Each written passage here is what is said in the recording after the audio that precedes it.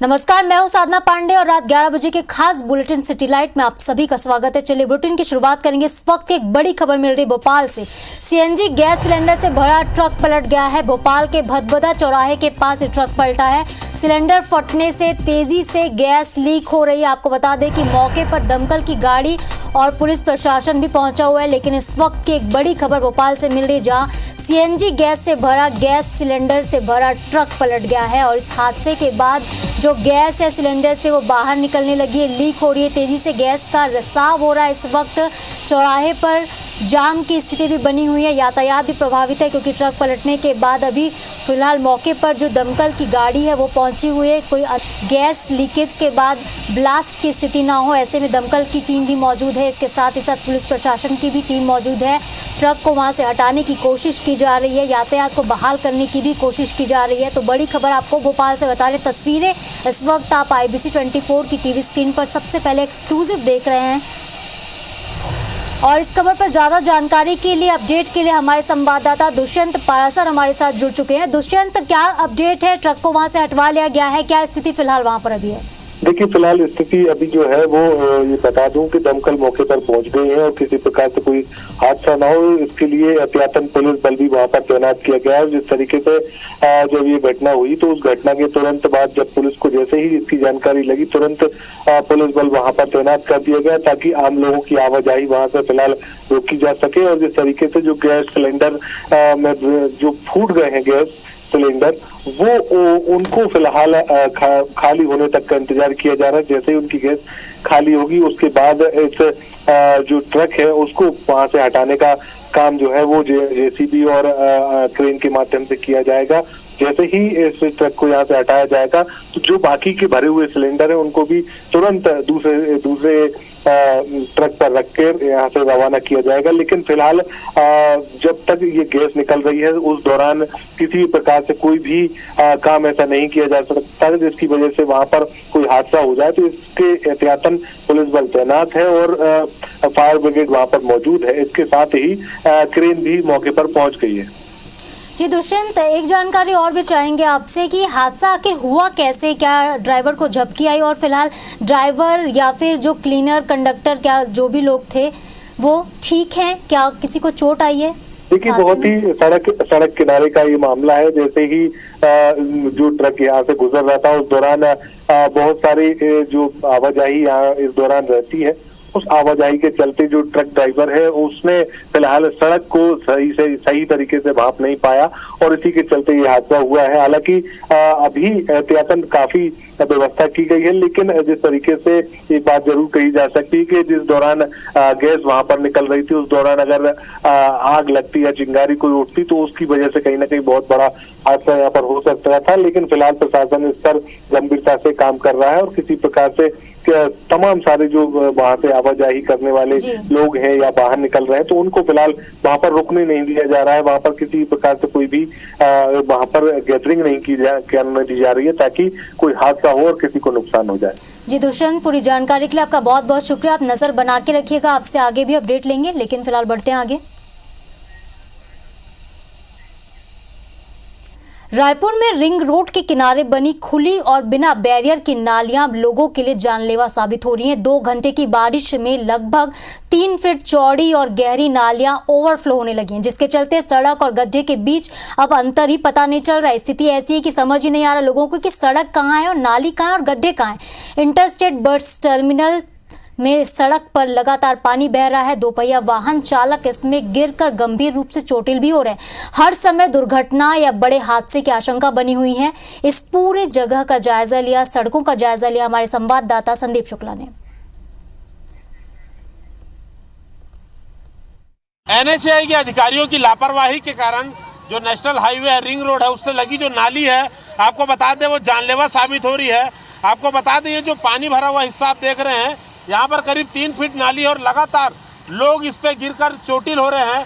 जब हम यहाँ पहुँचे थे तो हमारे सामने ही 4 से 5 लोग यहाँ पर गिर के चोटिल हो चुके हैं। एक युवक आप देखिए, ये अभी जो है अभी ये गाड़ी समेत जो है पूरे गड्ढे में समा गए थे। क्या हुआ था आपके साथ? आराम से भैया, आराम। सर अभी मैं जा रहा था और ये रोड ऐसी है गंदी की गाड़ी समेत मैं गिर गया।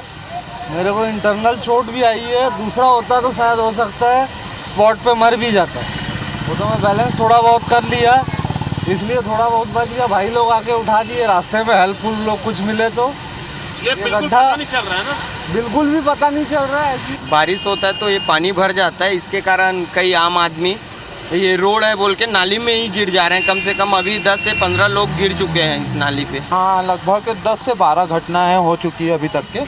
राहगीर के लिए बहुत बड़े मुसीबत का सामना करना पड़ रहा है और यहाँ पर हम लोग लगातार रेस्क्यू का काम कर रहे हैं, ट्रीटमेंट वगैरह कर रहे हैं। यहाँ पर हो चुका है। अरे मैं धमतरी गया था सीएम साहब की ड्यूटी में, वहाँ से वापस आ रहा था तो पानी भरा हुआ है, समझ में नहीं आया, घुस गया मैं वहाँ नाली में, गिर गया नाली में।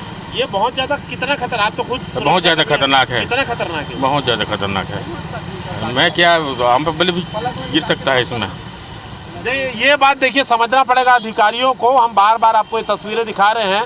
ये सोचिए, ये जो आपको पानी दिख रहा है, यहाँ पर 3 फीट गहरा गड्ढा है, ये नाली है और लोग सोचते हैं कि ये कोई ब्रिज है या सड़क है, इसे पार करने की चेष्टा करते हैं और जाके समा जाते हैं।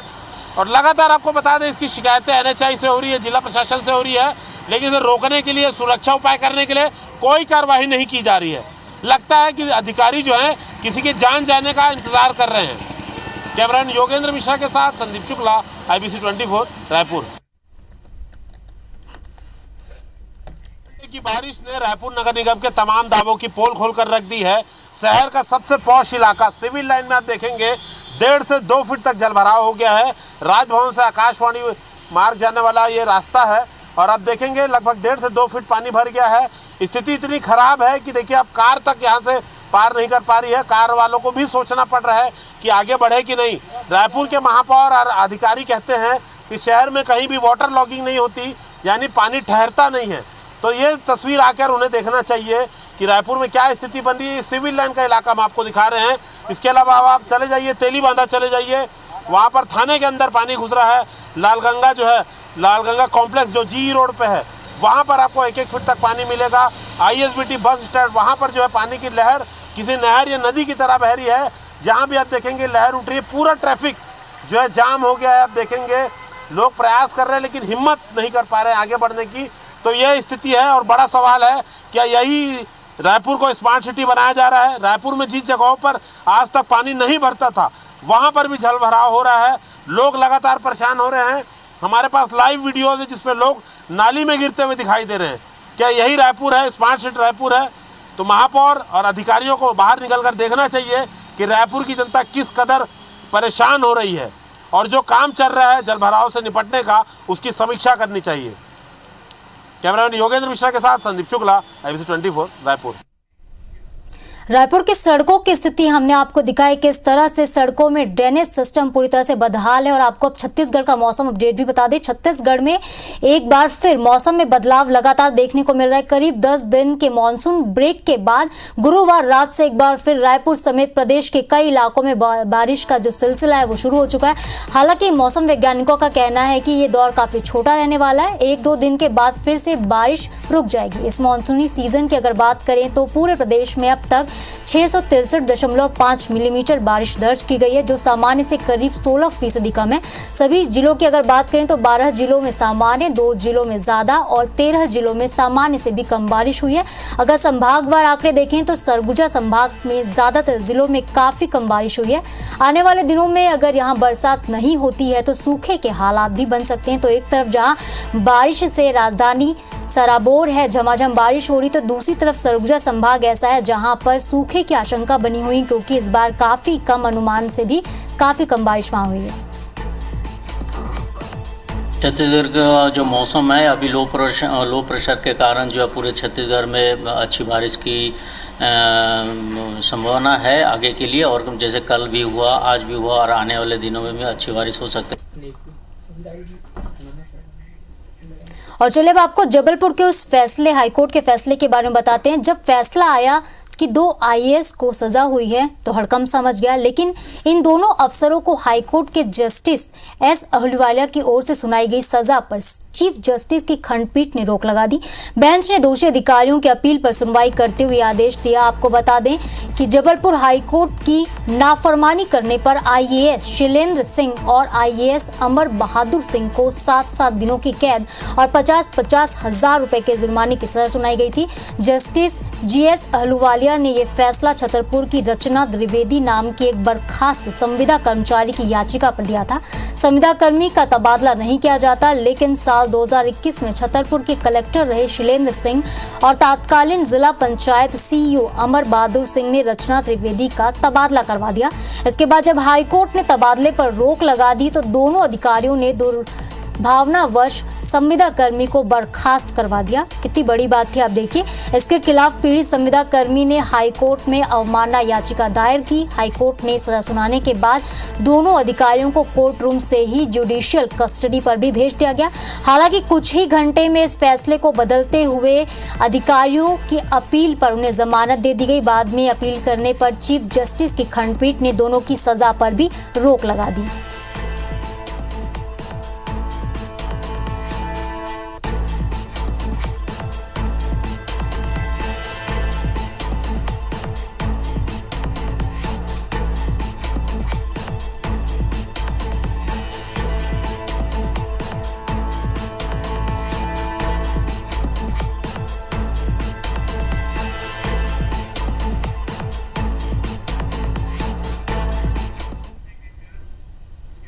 छत्तीसगढ़ के सरकारी और प्राइवेट अस्पतालों के डॉक्टर मरीजों के लिए जेनरिक दवाइयां नहीं लिख रहे हैं। ये खबर हमने आपको बड़ी प्रमुखता से दिखाई थी। इस मामले में दायर जनहित याचिका पर हाईकोर्ट ने मेडिकल काउंसिल ऑफ इंडिया यानी आईएमए और केंद्र सरकार से 4 हफ्ते में जवाब मांगा है। याचिका में कहा गया है कि मेडिकल काउंसिल ऑफ इंडिया ने सेवारत डॉक्टरों के लिए जेनरिक दवाइयां लिखना अनिवार्य कर दिया, फिर भी इस आदेश का पालन क्यों नहीं किया जा रहा है।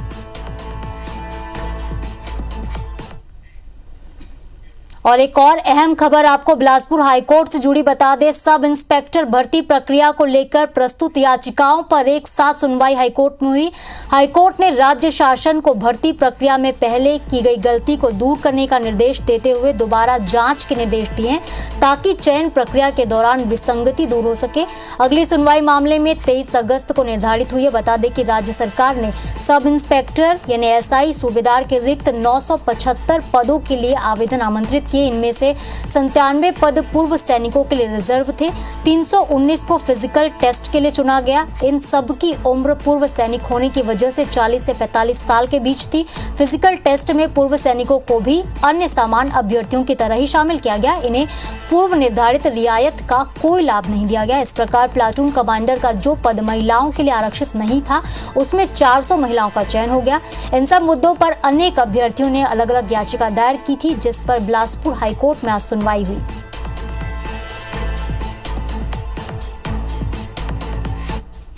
छत्तीसगढ़ में जैसे जैसे विधानसभा चुनाव नजदीक आ रहे हैं, राज्य में धरना और आंदोलन का दौर जो है वो तेज हो गया है। वेतन विसंगति दूर करने की मांग को लेकर सहायक शिक्षक और समग्र शिक्षक लगातार कई दिनों से आंदोलन कर रहे हैं। सरकार तक अपनी बात पहुंचाने के लिए प्रदेश भर के सहायक शिक्षक राजधानी रायपुर में जेल भरो आंदोलन के लिए बूढ़ा तालाब के पास इकट्ठा हुए, जिन्हें बाद में पुलिस ने रोक लिया और हिरासत में लेकर तूता धरना स्थल लेकर निकल गई। IBC 24 के संवाददाता स्टार जैन ने इस मौके का जायजा लिया। आप भी देखिए। विधानसभा चुनाव के नजदीक आते ही हर कोई अपनी मांग को लेकर आंदोलन करने लगा है। सहायक शिक्षक समग्र शिक्षक फेडरेशन के लोग भी अपनी मांगों को लेकर हड़ताल कर रहे थे, आंदोलन कर रहे थे और आज जेल भरो आंदोलन थे, घेराव करने निकले थे। बीच में पुलिस ने उनको रोक लिया, देख सकते हैं यहाँ पर। बताइए क्या आप कहेंगे, आप लोग की क्या मांगे थी जिनको लेकर आप लोग लगातार आंदोलन? चलिए भूपेश सरकार ने कहा था, जब वो वर्तमान में भूपेश के वो प्रदेश अध्यक्ष हुआ करते थे, उसी मांग को, जिस मांग को उन्होंने घोषणा पत्र में भी शामिल किया है, उसके हर मंत्री ने इस बात को स्वीकारा है। हमारे उप मुख्यमंत्री ने 2 वर्ष पहले और स्टेटमेंट दिया था कि हमने जो वादा किया है वो पूरा करेंगे, पर वादा करने के बाद उसकी सारे कार्यकाल निकलने जा रहे हैं। हमारी मांगे आज तक पूरी नहीं हुई। इसी को लेकर के आज हमारा जेल भरो आंदोलन है। क्या प्रमुख मांगे थी आप लोग की बताएंगे? हमारी एक सूत्रीय मांग है, प्रथम सेवा की गणना करते हुए सहायक शिक्षकों का सही वेतनमान का निर्धारण किया जाए, क्रमोन्नत वेतनमान दिया जाए। महिलाएं भी यहाँ पर है, बताइए आप लोग की मांग है, आप लोग अड़े हुए कब तक अड़े रहेंगे? हमारी मांगे जब तक पूरी नहीं होगी तब तक हम अड़े रहेंगे। बार बार उनके आश्वासन पर लौट जाया करते थे, लेकिन इस बार हम लौटने वाले नहीं हैं। हमारी एक सूत्रीय मांग है, जब तक शासन हमारी मांगों को पूरी नहीं करती तब तक हम नहीं लौटने वाले। और जब तक इनकी वो मांगों पर विचार नहीं हो जाता, निर्णय नहीं होता, इनका आंदोलन यूं ही चलता रहेगा। हाँ, कैमरा में नरेंद्र मार्कंडे के साथ स्टार जैन, IBC 24 रायपुर। अगली खबर रीवा से है। रीवा में IITI कॉलेज के प्रभारी प्रिंसिपल को लोकायुक्त पुलिस ने 50,000 की रिश्वत लेते गिरफ्तार किया। प्रभारी प्रिंसिपल करण सिंह राजपूत पर खरीदी गई सामग्री के एवज में 58,000 रुपए रिश्वत मांगने का आरोप है। बाद में 50,000 रुपए पर सौदा तय हुआ, जिसके बाद क्लर्क ने मामले की शिकायत लोकायुक्त से की। क्लर्क की शिकायत पर कार्रवाई करते हुए लोकायुक्त पुलिस ने आरोपी प्रिंसिपल को 50,000 की रिश्वत लेते रंगे हाथों गिरफ्तार किया। महोदय के द्वारा जो है तो मेरे से कमीशन के रूप में रिश्वत मांगी जा रही थी। वो 30% मांग रहे थे। हमने बोला कि सर हम कमीशन नहीं लेते, न दे पाएंगे। फिर भी इन्होंने दबाव बनाया। हमने बहुत निवेदन किया और रिक्वेस्ट किया, तब जाके बोले कि नहीं कमीशन तो चाहिए हमको, चूँकि खरीदी में कमीशन मिलता है हर जगह। ले प्रभारी प्रिंसिपल श्री करण सिंह राजपूत को शिकायतकर्ता बालेंद्र कुमार शुक्ला से 50,000 रुपये की रिश्वत लेते हुए रंगे हाथों ट्रैप किया गया है। छत्तीसगढ़ में विधानसभा चुनाव को अब कुछ ही महीने बचे हैं। ऐसे में बड़े नेताओं से मिलने की होड़ छोटे नेताओं, कार्यकर्ताओं और टिकट के दावेदारों में मची हुई है। मरवाही विधानसभा क्षेत्र में कोरबा पहुंचे कांग्रेसी नेताओं के बीच इस बीच जमकर बवाल देखने को मिला। कांग्रेसियों ने छत्तीसगढ़ कांग्रेस प्रभारी कुमारी शैलजा से मिलने से रोके जाने पर अपना विरोध दर्ज कराया। दरअसल कोरबा लोकसभा के तहत आने वाले मरवाही विधानसभा के प्रत्याशी और कार्यकर्ताओं से कुमारी शैलजा 1-to-1 चर्चा कर रही थी। इस दौरान पेंड्रा मरवाही के निवर्तमान कांग्रेस जिला अध्यक्ष मनोज गुप्ता ने टिकट दावेदारों को कुमारी शैलजा से मिलने पर रोक दिया, जिसको लेकर पूर्व विधायक पहलवान सिंह मरावी, अर्चना पोर्ते, मरवाही जनपद अध्यक्ष प्रताप मरावी समेत बाकी दावेदार नाराज हो गए और जिला अध्यक्ष पर मौजूदा विधायक को लाभ पहुंचाने के आरोप लगाए। आपको बता दें कि जांजगीर में भी गुरुवार को कांग्रेसियों में हंगामा हुआ था। कुमारी शैलजा पदाधिकारियों से 1-to-1 चर्चा कर रही थी। इस दौरान अकलतरा के पूर्व विधायक चुन्नीलाल साहू और जिला अध्यक्ष राघवेंद्र सिंह में विवाद हुआ। करीब आधे घंटे तक यह हंगामा होता रहा। इस वक्त दो तस्वीरें आप देख रहे हैं, पहली कोरबा और दूसरी जांजगीर से, जहां टिकट की होड़ लगी हुई है। विधानसभा चुनाव में ज्यादा वक्त नहीं बचा, ऐसे में भेंट मुलाकात का दौर जो है वो तेजी से चल रहा है और हर कार्यकर्ता और टिकट का उम्मीदवार चाह रहा है कि आला कमान से अपने नेताओं तक अपनी बात पहुंचाए और टिकट की जो जुगत है वो लगा सके।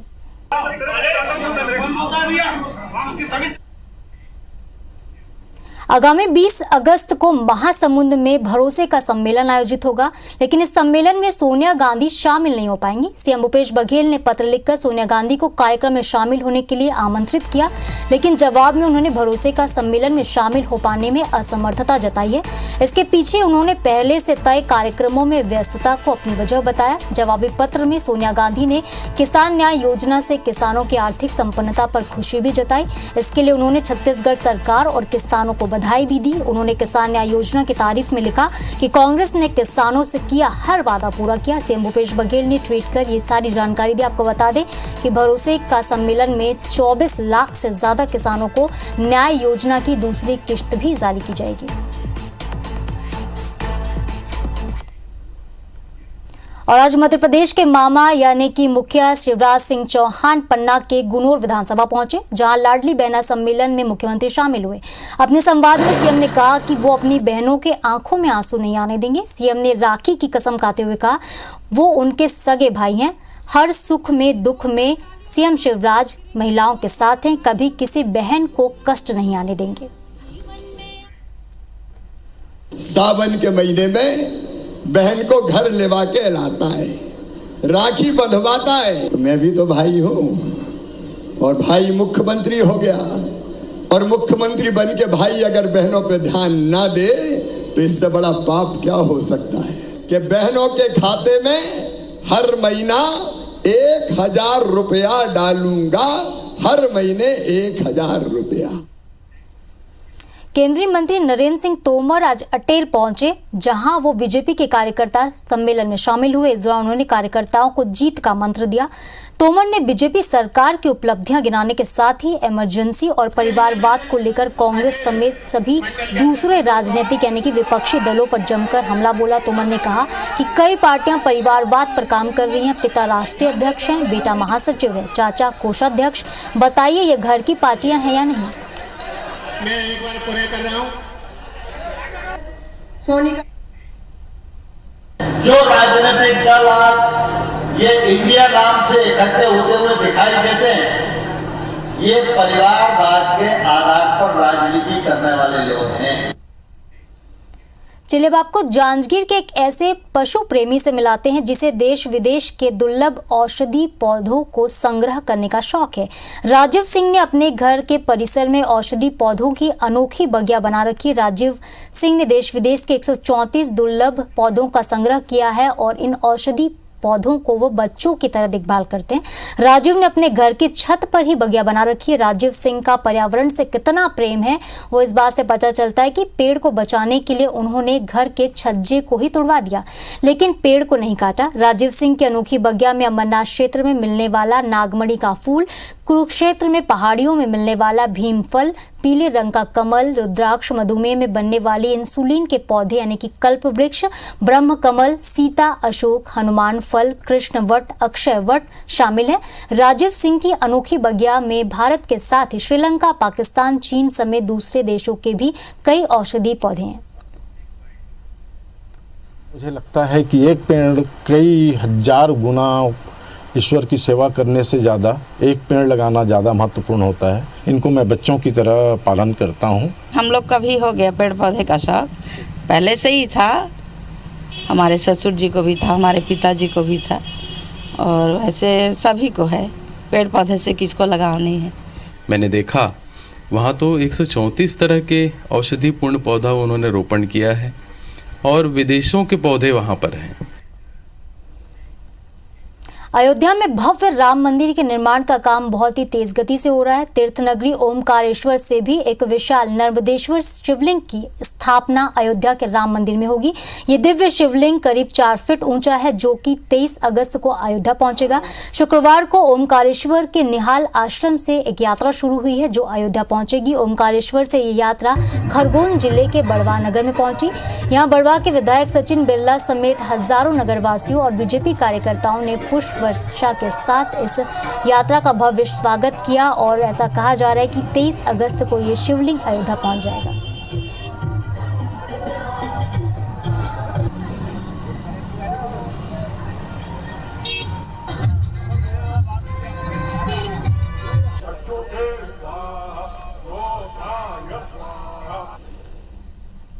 अयोध्या जी में भगवान श्री राम जी का जो भव्य मंदिर का निर्माण हो रहा है, वहाँ पर शिवलिंग की स्थापना, हमारे क्षेत्र से शिवलिंग जाकर वहाँ पर स्थापना होगी। अवधेश्वर महादेव कहलाएंगे और पूरा विश्व वहाँ पर हमारे क्षेत्र के भगवान, हमारे क्षेत्र की शिवलिंग और भगवान महादेव जी के सभी लोग दर्शन करेंगे, आशीर्वाद लेंगे। हम सब लोग बड़े परम सौभाग्यशाली हैं जो आज हम सब लोग साक्षी भी बने। और फिलहाल के लिए इस बुलेटिन में इतना ही, लेकिन आप देखते रहिए मध्य प्रदेश और छत्तीसगढ़ का नंबर 1 न्यूज चैनल आपका IBC 24। नमस्कार।